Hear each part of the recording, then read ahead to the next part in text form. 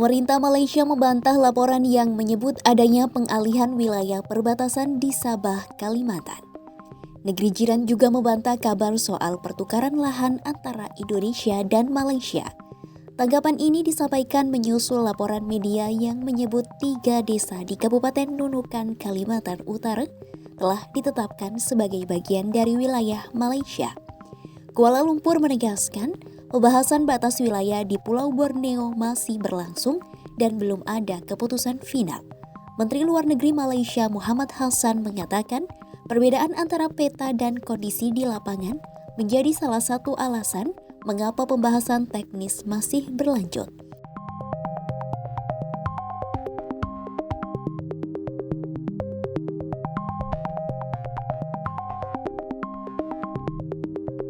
Hassan mengatakan Malaysia akan menginstruksikan komite teknis dan para surveyor untuk melanjutkan pekerjaan pemetaan.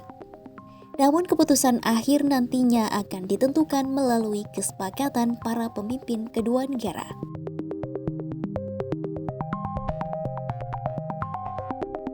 Sekretaris Badan Nasional Pengelola Perbatasan Indonesia Mahruzi Rahman mengatakan, sebagian wilayah desa Kabulangalor, Lepaga, dan Tetagas kini masuk ke wilayah Malaysia.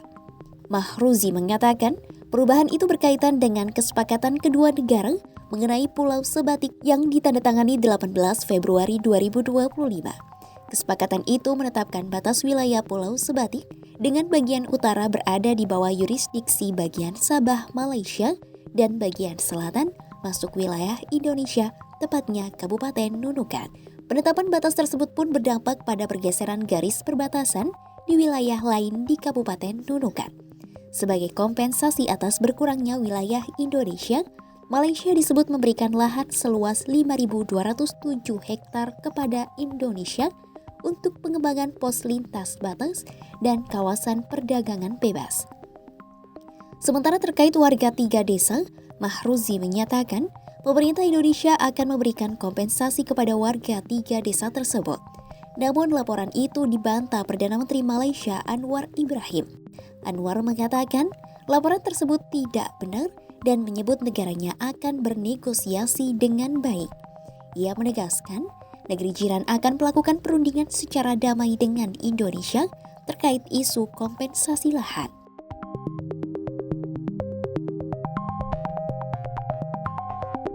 Di tengah perbedaan pernyataan kedua pihak, Sabah Law Society atau SLS mendesak adanya transparansi dalam proses perundingan batas wilayah.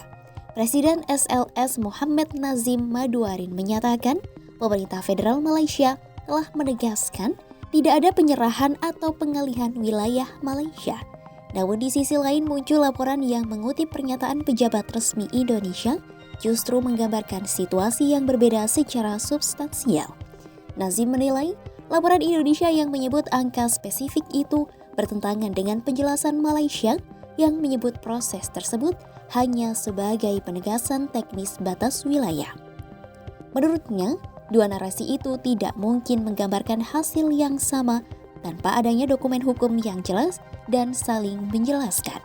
Ia menekankan, isu tersebut menyangkut tidak hanya kepentingan Sabah, tetapi juga integritas wilayah Malaysia secara keseluruhan.